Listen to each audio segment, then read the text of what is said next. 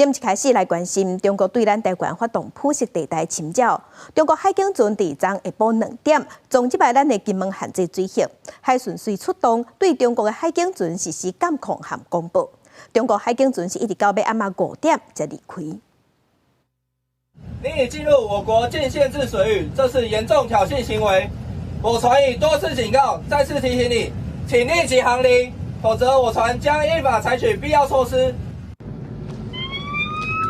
所以，海巡署是透过中文、英文的公布，要求中国的海警船离开咱的限制水域。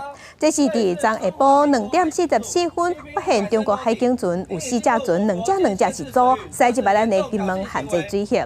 海巡是调动巡防艇，随做出因应和监控。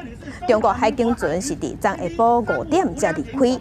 根据统计，去年2月至到咱伫中国这边，中国发动普色地带的战术侵扰咱的台湾、咱金门海峡已经70多届啊。请立即转向。